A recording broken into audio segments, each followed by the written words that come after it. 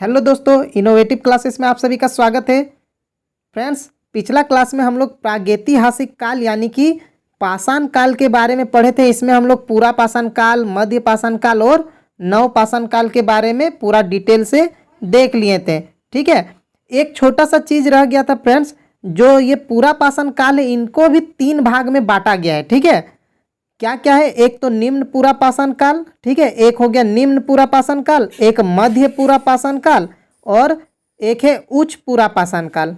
ठीक है, यानी पूरा पाषाण काल को भी 3 भाग में बांटा गया है, निम्न पूरा पाषाण काल, मध्य पूरा पाषाण काल और उच्च पूरा पाषाण काल। ये छोटा सा चीज रह गया था। ठीक है, इसको भी आप लोग नोट करके रख सकते हैं। और आज के क्लास में फ्रेंड्स हम लोग आदि ऐतिहासिक काल यानी प्रोटो हिस्टोरिक एज के बारे में पढ़ने वाले हैं। ठीक है, और इसमें हम लोग सिंधु घाटी की सभ्यता, जिसको हड़प्पा सभ्यता भी कहा जाता है, उसके बारे में पढ़ने वाले हैं। ठीक है, तो आगे बढ़ने से पहले फ्रेंड्स, अगर आपने इस चैनल को अभी तक सब्सक्राइब नहीं किया तो प्लीज़ सब्सक्राइब कर दें और अपने दोस्तों को भी शेयर कर दें। ठीक है, तो चलिए अब हम लोग पढ़ना स्टार्ट करते हैं। फ्रेंड्स, सबसे पहले देखिए सिंधु घाटी की सभ्यता यानी कि हड़प्पा सभ्यता। तो हड़प्पा सभ्यता का समय कितना, ये हम पिछला वीडियो में ही आप लोग को बता चुके हैं। 2500 ईसा पूर्व से 1500 ईसा पूर्व माना जाता है हड़प्पा सभ्यता का काल। ठीक है, तो चलिए इसके बारे में, इसकी विशेषताओं के बारे में जानते हैं। तो देखिए फ्रेंड्स, सिंधु घाटी की सभ्यता जो है विश्व की प्राचीन सभ्यताओं जैसे कि मिस्र की सभ्यता, मेसोपोटामिया की सभ्यता, सुमेर की सभ्यता, क्रीट की सभ्यता, इन सबके समान विकसित एवं प्राचीन थी। ठीक है, सिंधु घाटी की सभ्यता यानी हड़प्पा सभ्यता भी बहुत प्राचीनतम, मतलब सबसे प्राचीन सभ्यताओं में से एक है। और यह हड़प्पा सभ्यता की खोज किसने की है? तो 1921 में राय बहादुर दयाराम साहनी, ये नाम याद रखिए, दयाराम साहनी ने। ठीक है, हड़प्पा सभ्यता की खोज किसने की है? दयाराम साहनी ने। देखिए यहाँ पे लिखा हुआ है हड़प्पा, जो मांटगमरी पाकिस्तान में है, नामक स्थान पर एक महत्वपूर्ण सभ्यता के अवशेषों का पता लगाया। मतलब हड़प्पा का खोज किन्होंने किया है? दयाराम साहनी ने। प्रारंभ में उत्खनन कार्य सिंधु नदी घाटी में ही किया गया था। ठीक है, और वहीं इस सभ्यता के अवशेष सर्वप्रथम प्राप्त हुए थे। देखिए, इसको सिंधु घाटी की सभ्यता क्यों कहा जाता है? क्योंकि जो सिंधु नदी है उसके किनारे यानी कि उसकी घाटियों में जिस सभ्यता का विकास हुआ उसी को सिंधु घाटी की सभ्यता कहा जाता है। इसमें बहुत सारे सभ्यता है, जैसे कि हड़प्पा सभ्यता, मेसोपोटामिया की सभ्यता, लोथल हो गया, कालीबंगा हो गया, चनहुदड़ो हो गया, ये सब सिंधु नदी के किनारे में ही विकसित हुए हैं। इसीलिए इन सारे सभ्यताओं को सिंधु घाटी की सभ्यता कहते हैं। ठीक है, देखिए आगे क्या लिखा हुआ है कि पुरातत्ववेताओं ने इस सभ्यता का नाम उसके सर्वप्रथम ज्ञात स्थल के नाम पर हड़प्पा सभ्यता लिखा दिया है। ठीक है, मतलब जो सबसे पहला सभ्यता का खोज हुआ सिंधु घाटी में वो हड़प्पा सभ्यता था, इसीलिए सिंधु घाटी की सभ्यता को हड़प्पा सभ्यता भी कहा जाने लगा, क्योंकि सबसे पहले हड़प्पा सभ्यता का खोज हुआ था। ठीक है, कब हुआ था? तो 1921 में। अभी हम सारे सभ्यताओं का खोज और उनसे क्या क्या चीज़ें प्राप्त हुई है वो सब का अभी आगे हम बताने वाले हैं आप लोग को। अब हम लोग देखते हैं हड़प्पा सभ्यता का भौगोलिक विस्तार, यानी कि जो हड़प्पा सभ्यता था, सिंधु घाटी का सभ्यता था, वो कितने दूर तक फैला था वो देखते हैं। ठीक है, तो देखिए इसका विस्तार पंजाब, सिंध, राजस्थान, गुजरात तथा बलूचिस्तान के हिस्सों, पश्चिमी उत्तर प्रदेश के सीमावर्ती भाग, उत्तर में जम्मू से दक्षिण में नर्मदा नदी के मुहाने तक, पश्चिम में बलूचिस्तान के मकरान समुद्री तट से लेकर उत्तर पूर्व में मेरठ तक, इतना तक इसका विस्तार था। ठीक है, सिंधु सभ्यता का संपूर्ण क्षेत्रफल लगभग 12,99,600 वर्ग किलोमीटर, यानी कि इतना स्क्वायर किलोमीटर इसका एरिया फैला हुआ था सिंधु घाटी की सभ्यता का। ठीक है, इंडस वैली सिविलाइजेशन का। देखिए यह सभ्यता नगरीय सभ्यता थी, और ये जो सिंधु घाटी की सभ्यता या हड़प्पा सभ्यता है ये नगरीय था, यानी कि ये शहर के जैसा था, गांव के जैसा नहीं था। इसमें देखिए मोहनजोदाड़ो, हड़प्पा, कालीबंगा, धोलावीरा, राखीगढ़ी इत्यादि बड़े नगर थे। ये सब बड़े बड़े नगर है। ठीक है, सबसे ज़्यादा तो मोहनजोदाड़ो और हड़प्पा का नाम आता है, कालीबंगा का भी उससे थोड़ा सा कम नाम आता है। ठीक है, अब हम लोग देखते हैं कि अलग अलग जो सिंधु घाटी की सभ्यता है उनका खोज किसने किया है, कब किया है, किस नदी के किनारे बसा हुआ है और वहाँ से कौन कौन से पुरातात्विक साक्ष्य मिले हैं। तो देखिए फ्रेंड्स, यहाँ पे पहला जो कॉलम है इसमें हम लिखे हुए हैं स्थल और उत्खनन करता, यानी यहाँ पे जो रेड में लिखा हुआ है वो उत्खनन करता, किसने खोजा है या फिर किसने खुदाई की है, उत्खनन किन्होंने किया है, उत्खनन का वर्ष है यानी किस साल खोदा गया है, यानी उस जगह को उत्खनन कब किया गया, फिर किस नदी के किनारे है और साक्ष्य क्या मिले। देखिए सबसे पहला है हड़प्पा सभ्यता, ठीक है, जो कहाँ पे है, देखिए ब्रैकेट में हम जगह का भी नाम लिख दिए हैं, किस जगह पे है। हड़प्पा किस जगह पे था, मोंटगोमरी पाकिस्तान में, ठीक है, और मोहनजोदाड़ो भी पाकिस्तान में ही था। देखिए दो जो सबसे बड़े नाम आते हैं जो सिंधु घाटी सभ्यता में है, वो दोनों कहाँ पे है, पाकिस्तान में अभी है, ठीक है। पहले तो पाकिस्तान नहीं था, पहले सारा इंडिया का ही भाग था, लेकिन अभी ये दोनों पाकिस्तान में है, ठीक है। तो देखिए हड़प्पा कहाँ पे है, मोंटगोमरी पाकिस्तान में है, और इसका खोज किन्होंने किया है, उत्खनन किन्होंने किया है, तो दयाराम साहनी ने किया है, ठीक है। तो देखिए हड़प्पा सभ्यता का खोज कब हुआ है, 1921 में, ठीक है। हड़प्पा सभ्यता किस नदी के किनारे है, रावी नदी के किनारे, और क्या क्या साक्ष्य मिले हैं, तो मोहरों पर एक श्रृंगी पशु का मिला है, और तांबे का इक्का गाड़ी, और भी बहुत सारे चीज़ मिला है, लेकिन जो जो इंपॉर्टेंट हम वही सब लिखे हैं, और भी बहुत सारे चीज़ छोटे मोटे और भी चीज़ मिले हुए हैं, तो उनको हम नहीं लिखे हैं, ठीक है, जो इंपॉर्टेंट है वही सब लिखे हैं। अब देखिए मोहनजोदड़ो, मोहनजोदड़ो जो लरकाना पाकिस्तान में, इसका खोज किन्होंने किया, तो रखाल दास बनर्जी ने, ठीक है, नाम याद रखिएगा, रखाल दास बनर्जी ने मोहनजोदड़ो का खोज किया है। कब किया है, 1922 में। हड़प्पा 1921 में, और मोहनजोदड़ो 1922 में खोज हुआ है। मोहनजोदड़ो किस नदी के किनारे है, सिंधु नदी के किनारे है। और यहाँ पे क्या क्या चीज़ मिला है, तो मोहनजोदड़ो में बहुत सारे चीज़ मिला है, जैसे देखिए विशाल स्नानागार, अन्नागार, 3 मुख वाले देवता जिसको पशुपतिनाथ कहा जाता है, पिछला वीडियो में भी हम बताएं, तो वो भी मोहनजोदड़ो से मिला है। नर्तकी की कांस्य मूर्ति, ठीक है, एक डांस करती हुई नर्तकी डांसर का कांस्य मूर्ति मिला हुआ है, कहाँ से मिला है, मोहनजोदड़ो से। ये सब क्वेश्चन आ जाता है कि पशुपतिनाथ की मूर्ति कहाँ पे मिली है, किस जगह से, ठीक है, तो क्या आंसर हो जाएगा, मोहनजोदड़ो से। और भी जगह का हम लोग देखते हैं, तो देखिए चनहुदड़ो, चनहुदड़ो जो सिंध पाकिस्तान, देखिए ये भी पाकिस्तान में ही है। इसका खोज किसने किया है, NG मजुमदार ने। कब किया है, 1931 में। किस नदी के किनारे, सिंधु नदी के किनारे। और यहाँ पे क्या क्या मिला है, मनके बनाने के कारखाने मिले हैं, ठीक है, और भी चीज़ मिला है, लेकिन हम सिर्फ इंपॉर्टेंट सब ले रहे हैं, ठीक है। कालीबंगा राजस्थान में है, ठीक है, किन्होंने खोज किया है, A घोष ने। कब, 1953 में। किस नदी के किनारे, घग्गर नदी के किनारे। और देखिए कालीबंगा से क्या क्या मिला है, जुते हुए खेत के निशान और नक्काशीदार ईंटें। यानी कि देखिए ये क्वेश्चन इंपॉर्टेंट है, ये हमेशा पूछा जाता है कि जुते हुए खेत के निशान या फिर साक्ष्य कहाँ से मिले हैं, तो कालीबंगा से मिले हैं, ठीक है। इसके बाद है लोथल, लोथल जो है अभी गुजरात में है। देखिए ये दोनों जगह हम लोग का अभी इंडिया में है, कालीबंगा और लोथल। तो लोथल कहाँ पे है, गुजरात में। किन्होंने खोजा था लोथल को, तो SR राव ने, ठीक है। कब खोजा था, 1957 में। किस नदी के किनारे है लोथल, तो भोगवान नदी के किनारे। और यहाँ पे क्या साक्ष्य मिले हैं, तो डॉकयार्ड, अग्निकुंड और चावल के प्रथम साक्ष्य, यानी कि सबसे पहला जो साक्ष्य चावल का मिला है वो लोथल से ही मिला है, ठीक है। और भी जगह से चावल के साक्ष्य मिले हैं, जैसे कि रंगपुर, ठीक है, वहाँ से भी मिला है, लेकिन सबसे पहले चावल का साक्ष्य मिला है लोथल से, ठीक है। और ये डॉकयार्ड, डॉकयार्ड का मतलब क्या होता है, जहाँ पे पानी वाले जहाज जो होते हैं, शिप, वो रुकते हैं, उनको डॉकयार्ड कहते हैं, ठीक है। तो लोथल क्या है, एक डॉकयार्ड है, यानी कि पतन है, पतन भी बोला जाता है हिंदी में, पतन। पतन का मतलब ही होता है समुद्री पतन, यानी कि जहाँ समुद्री जहाज रुकते हैं, ठीक है। अब चलिए हम लोग सिंधु घाटी जो सभ्यता था उसके समय में जो सामाजिक जीवन था, वहाँ के लोग कैसे रहते थे, क्या काम करते थे, किन देवताओं की पूजा करते थे, क्या क्या काम करते थे, ये सब चीज़ देखेंगे, ठीक है। देखिए सिंधु सभ्यता कालीन सामाजिक जीवन, तो सबसे पहला नंबर में है सामाजिक संगठन। तो देखिए समाज में कई वर्ण थे, पुजारी, पदाधिकारी, ज्योतिष, जादूगर, वेद, ये सब थे। कृषि व्यवसायी, कुंभकार, बढ़ई, मल्लाह, ये सब उस समय होते थे, ठीक है। परिवार कैसा होता था, तो देखिए इतिहासकारों का मानना है कि परिवार मातृ प्रधान सामूहिक थे, ठीक है। मतलब अभी जैसे हम लोग का समाज देखा जाए तो अभी हम लोग का समाज पितृ प्रधान है, यानी पिता को प्रधान माना जाता है, लेकिन जो हड़प्पा सभ्यता था उस समय माता को प्रधान माना जाता था, ठीक है।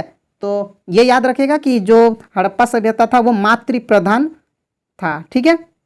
भोजन में उन लोग क्या क्या खाते थे, तो शाकाहारी और मांसाहारी दोनों टाइप का यहाँ पे दिया हुआ है। शाकाहार में क्या क्या था, तो गेहूं, जौ, चावल, तरबूज, खरबूज एवं नींबू, मटर, दूध, सब्जियां, खजूर, फल और दूध से बने पदार्थ, ये सब उन लोग खाते थे। देखिए ये सब लिखा हुआ, इस सब से पता चलता है कि उन लोग इस सब का खेती भी करते होंगे, तभी ना ये सब खाते थे। बहुत सारी चीज़ बाहर से भी मंगाते थे, ठीक है, लेकिन ये सब का खेती करते थे। इसके बाद है मांसाहार में क्या खाते थे, तो गाय, भेड़, मछली, कछुए, मुर्गे, ये सब जंतुओं का मांस वो लोग खाते थे।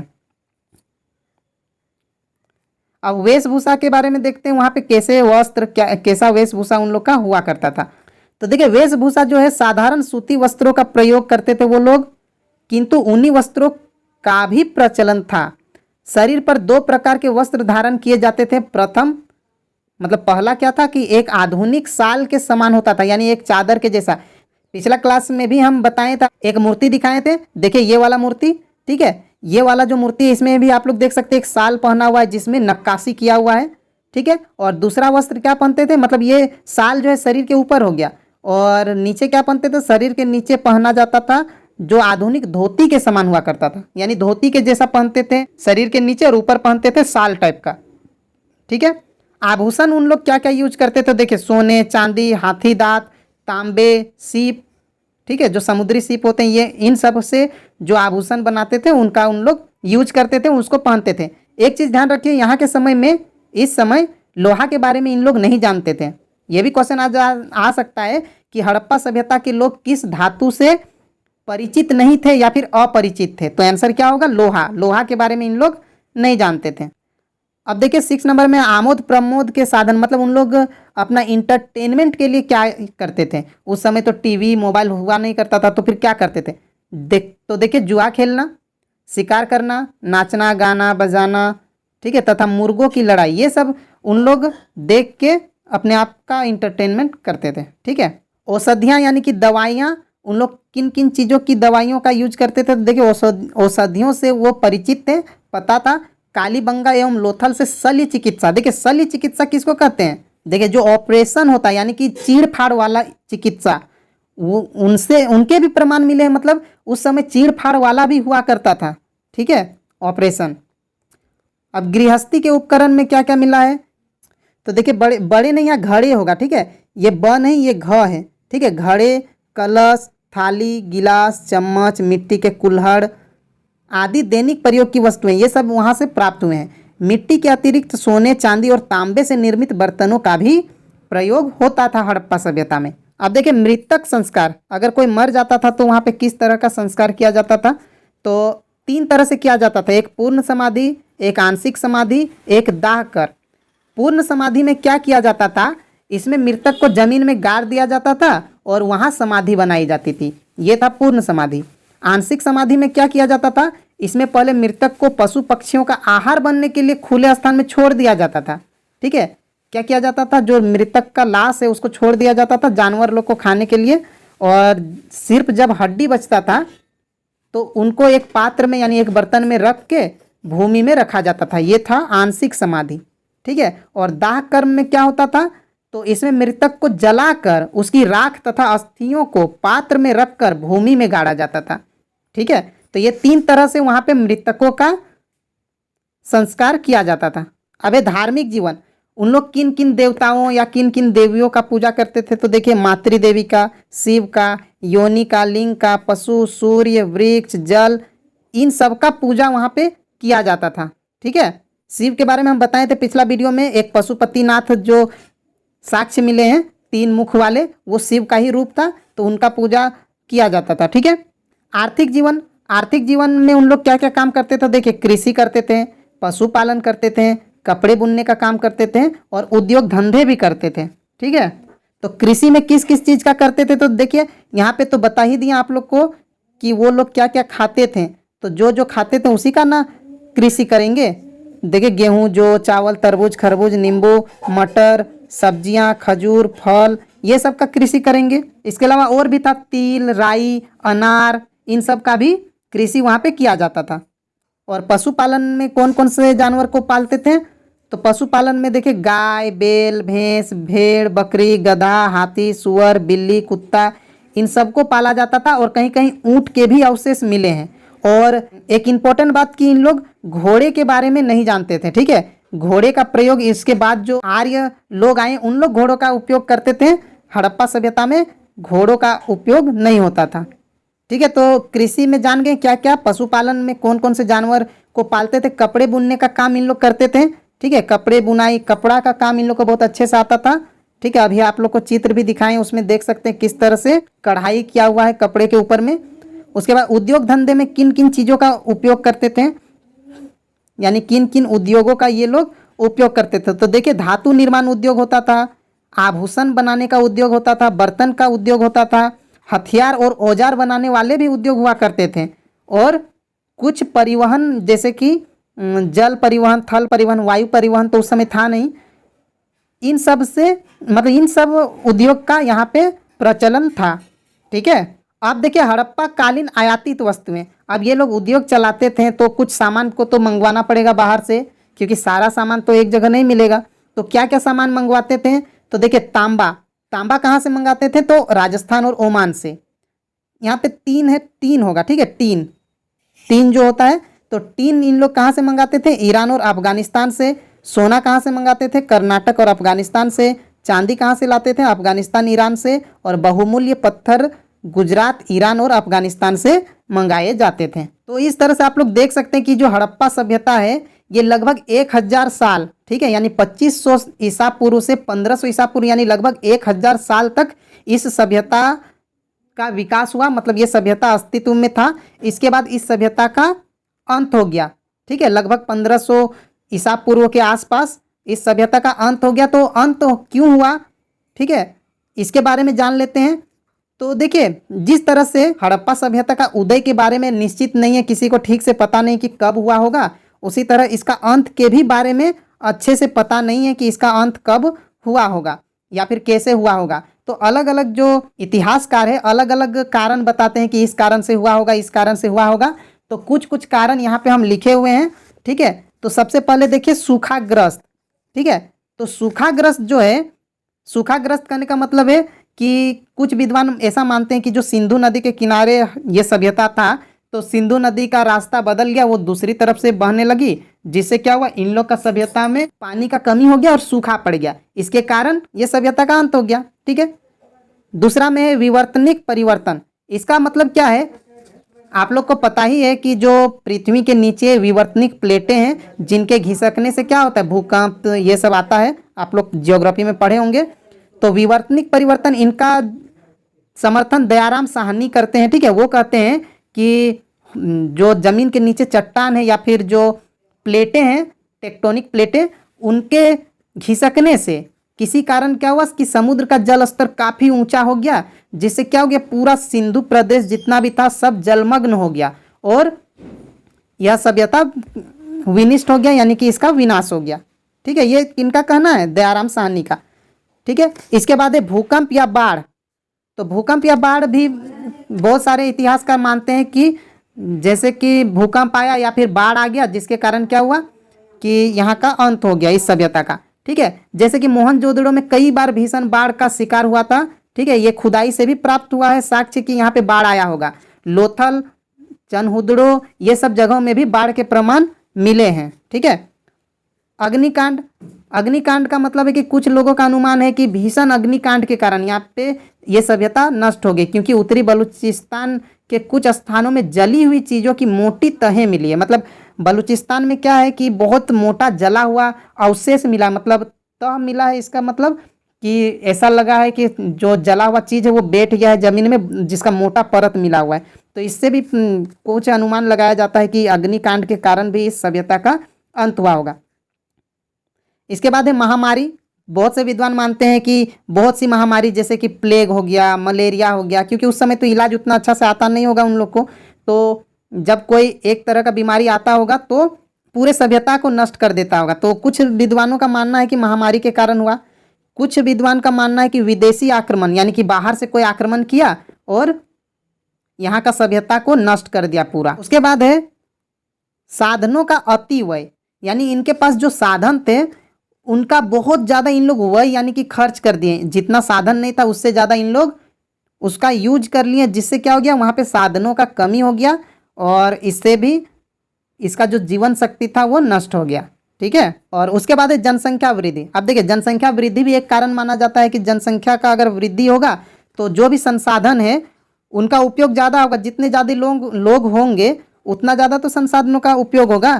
तो इसीलिए कुछ विद्वानों का मानना है कि जनसंख्या में यहाँ पे वृद्धि हुआ, जिसके कारण संसाधनों का कमी हो गया, भूमि में उर्वरता शक्ति की कमी हो गई। ये सबसे क्या हो गया कि इस सभ्यता का अंत हुआ।